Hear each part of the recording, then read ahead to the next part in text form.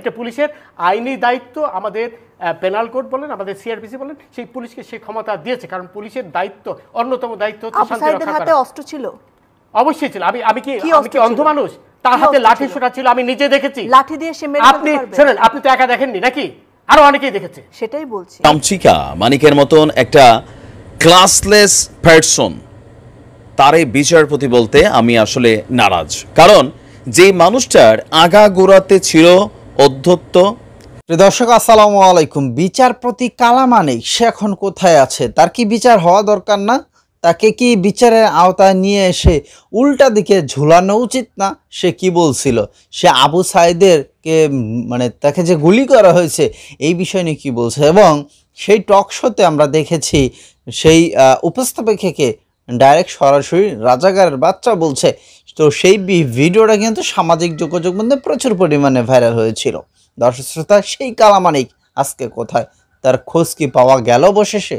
চলেন কি বলছে এই বিষয় নিয়ে নাইম ভাই, তার কথাগুলো আমরা শুনবো। এবং এদিকে ওই দিন কি হয়েছিল টক শোতে সেটাও আমরা প্রত্যেকে যারা আপনি কি আবু সাইদের মৃত্যুর ঘটনা দেখেছেন? আমি পুরোটাই দেখেছি। পুরো ভিডিও দেখেছেন? তারা যেভাবে আবু সাইদের হাতে কোনো মরণ আমাকে বলতে দেন আগে, আপনি ডোন্ট লিড ওই আনসারের মতো আমেরিকান এখানে বসে থাকে। আমি পুরোটা দেখেছি। তারা যেভাবে সশস্ত্র হয়ে আক্রমণ করেছে, সেখানে পুলিশের অবশ্যই দায়িত্ব ছিল সেই সশস্ত্র আক্রমণ রোধ করার, বুঝলেন? এটা পুলিশের আইনি দায়িত্ব। আমাদের পেনাল কোড বলেন, আমাদের সিআরপিসি বলেন, সেই পুলিশকে সেই ক্ষমতা দিয়েছে, কারণ পুলিশের দায়িত্ব, অন্যতম দায়িত্ব হচ্ছে শান্তি রক্ষা করা। হাতে অস্ত্র ছিল? অবশ্যই ছিল। আমি কি অন্ধ মানুষ? তার হাতে লাঠি সোটা ছিল, আমি নিজে দেখেছি। লাঠি দিয়ে সে মেরে আপনি শুনেন, আপনি তো একা দেখেননি নাকি, আরো অনেকেই দেখেছে। সেটাই বলছি। চলে আমিও দেখেছি, আমি দেখেছি যে অবস্থা। কথা শুনে মনে হচ্ছে না শুনেন, ডোন্ট প্লিজ এই ধরনের রাবিশ কথা বলবেন না আমার সাথে। রাবিশ কথা বলবেন না। আমিও দেখেছি। উত্তেজিত হবে আপনি আমাকে উত্তেজিত করছেন। আপনি তো তাদেরই পক্ষের লোক বলে মনে হচ্ছে। আমি অবশ্যই আপনি তাদের পক্ষে কথা বলেন। শোনেন, এই যে সবুজ মেয়ে মারা গেল ছাত্রলীগের, তাকে কে মারলো? সেটা তদন্ত হবে না? তদন্ত হবে তো, ওইটা সাইদেরও তো তদন্ত হবে, সবই তো তদন্ত হবে। দেখা যাচ্ছে, আমি তো দেখেছি। আপনি আমাকে বোঝানোর চেষ্টা করছেন যে আমি দেখিনি নাকি? এই ধরনের রাবিশ কথা আমার সাথে বলবেন না। রাবিশ কথা বলবেন না। আমি কিচ্ছু রাবিশ বলছি না। অবশ্যই রাবিশ কথা বলছেন না। অবশ্যই রাবিশ কথা বলছেন। আপনি ওদের পক্ষে হয়ে কথা বলছেন। আমি কারোর পক্ষে কিছু বলছি না। স্পষ্টভাবে ওদের পক্ষে হয়ে কথা বলছেন। আমি নিরপেক্ষ কথা। আপনি ওটাও নিরপেক্ষ নন। এখন কথা হলো এইখানে রনি আরেকটা মূল্যবান কথা বলেছে যে তারা এই আপনার সব কিছু পরেও হয়তো আন্দোলন থামবে না, কারণ আন্দোলন তারা কোটার জন্য নামেনি। প্রথমেই তাদের যে উদ্দেশ্য, তারা নেমেছে সরকারের পতন ঘটানোর জন্য, সেটি তাদের একমাত্র উদ্দেশ্য। এবং কালকে যে একজন মারা গেল চিটাগাংয়ের আপনার ছাত্র দলের নেতা, এর থেকে কি পরিষ্কার হয়েছে? এখন এরপরে শোনেন, এরপরে আমাকে বলতে দেন আগে। এরপরে আপনার প্রশ্ন করেছেন, এটা জবাব নেন, তারপরে অন্য কথা বলেন। হ্যাঁ, না, আপনি আপনার প্রশ্ন, আমার প্রশ্নের উত্তর পাননি, অথবা আমার প্রশ্নের উত্তর বোঝার মতন মেধা আপনার নেই। আচ্ছা, এখন কথা হলো, হাসবেন না প্লিজ, ডোন্ট লাফ এট মি।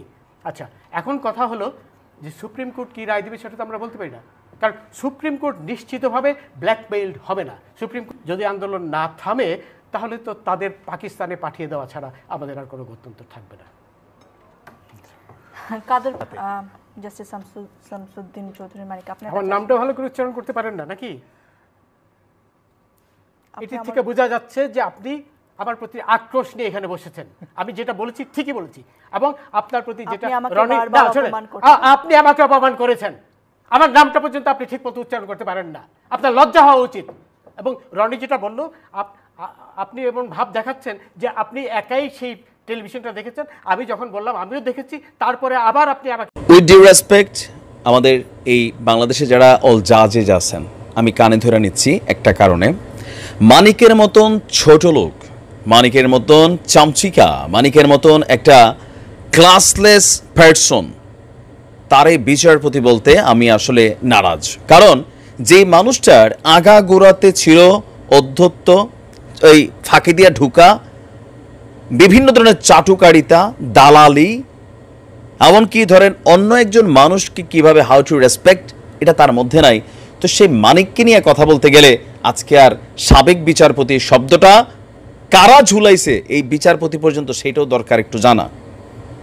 এমনকি লিগেল নোটিশ না, আমি মনে করি এটা আমাদের ছাত্র বৈষম্য বিরোধী যারা সমন্বয়ক আছেন তারা অন ডিমান্ড করে যে বাংলার জমিনে এই কালামানিক কোথায় লুকাইয়া আছে, হ্যাঁ, কোন খাটের তলে, কোন চিপায়, সেই চিপা থেকে তুমি কি বের হবা নাকি আমরা বাড়ি চালান দিয়া তোমারে বের করব।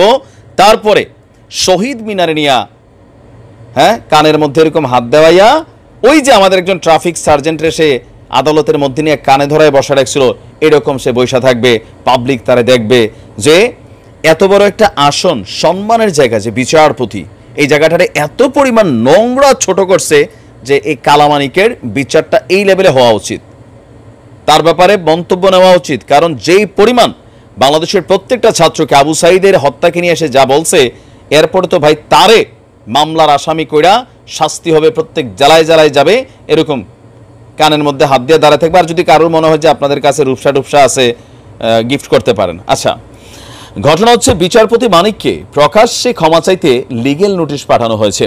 আপনাদের খেয়াল থাকার কথা, কোটা সংস্কার আন্দোলনের মধ্যে আমাদের টকশোতে উপস্থাপিকা দীপ্তি চৌধুরীকে লাইভ চলাকালীন এক ধরনের ব্যবহার তো করছে ছাত্রদেরকে নিয়ে, বলছে সব রাজাকার। সে বলতেছে বাংলাদেশের সব স্টুডেন্ট রাজাকার ছিল, জামাত শিবির ছিল। আচ্ছা, প্রোগ্রামটা শেষ হবার পরেও আমরা দেখেছি যে ওই আমাদের বোন দীপ্তির সাথে এই কালামানি কি ধরনের নোংরা ভাষায় ব্যবহার করেছে। আর এই ঘটনায় জাতির কাছে প্রকাশ্যে ক্ষমা চাইতে সাবেক বিচারপতি AHM শামসুদ্দিন চৌধুরী মানিককে লিগ্যাল নোটিশ পাঠানো হয়েছে। নোটিশে মানিককে প্রকাশ্যে ক্ষমা চাওয়ার পাশাপাশি উপস্থাপিকা দীপ্তি চৌধুরীর কাছে লিখিতভাবেও ক্ষমা চাইতে বলা হয়েছে। ফাউন্ডেশন ফর ল অ্যান্ড ডেভেলপমেন্টের পক্ষে জ্যেষ্ঠ আইনজীবী অ্যাডভোকেট ফাউজিয়া করিম ফিরোজ তিনি এই নোটিশটি পাঠিয়েছেন। প্রকাশ্য এবং লিখিতভাবে ক্ষমা না চাইলে তার বিরুদ্ধে আইনগত ব্যবস্থা গ্রহণ করা হবে বলেও নোটিশে উল্লেখ করেছেন। তো আমরা যদি দেখি, সে তো রাজাকারের বাচ্চা বইলা, আচ্ছা দীপ্তি বলছিল যে আমার কোনো, আচ্ছা যাক আমরা ওই কথাগুলোর দিকে যাচ্ছি না, একদম ফোকাস পয়েন্টে দেখি। কিছু ক্যারেক্টার, এদের পক্ষ নেওয়া কখনোই উচিত না। দেখেন, এই মানিক বাংলাদেশ আওয়ামী লীগরে ডুবাইছে। আমি যতগুলা ভিডিও বানাইছি যে এই লোকটা যেইভাবে লাইভে এসে গায়ের জোরে কথা বলে, এখন কেন বলছে আওয়ামী লীগ ক্ষমতায় ছিল, মন যা চায় তাই বলছে, মানুষের সম্মান স্পর্ধা, মানে তার লেভেল দেখা, এগুলাতে কি হয়েছে? আমি তখনই বলছি সরকার ক্ষমতায় থাকতে যে মানিক আওয়ামী লীগের ক্ষতি করতেছে, পাবলিক এটা হজম করতে পারতেছে না। কিসের চেতনা মুক্তিযুদ্ধের? তার মধ্যে আছে চেতনা।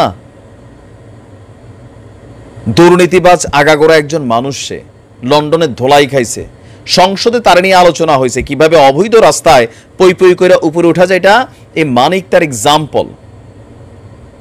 আজকের এই বৈষম্যহীন বাংলায় এই মানিককে ওইভাবেই দিতে হবে যেভাবে ছাত্র সমন্বয়করা যারা আছেন আপনারা বিষয়গুলো ফোকাসে রাখবেন। শুধুমাত্র লিগেল নোটিসে তার এত বড় অপরাধ ক্ষমাযোগ্য না, এক্সট্রিম লেভেলে চলে গেছিল। আশা করি বিষয়টা লিগ্যাল নোটিস থেকে অন্যদিকে যাওয়া দরকার। ছাত্ররা তো বোঝে অনেক অপরাধ করছে, অনেক অন্যায় করছে এবং অনেকের সাথে কঠিনভাবে বেয়াদবি করছে। এবং ওই দিন ওই টক শোতে ওই উপস্থাপিকা এমনভাবে কেঁদেছে, সে বলতেছিল যে আমি একজন মুক্তিযোদ্ধার সন্তান, সে আমাকে রাজাকারের বাচ্চা বলে। কিভাবে?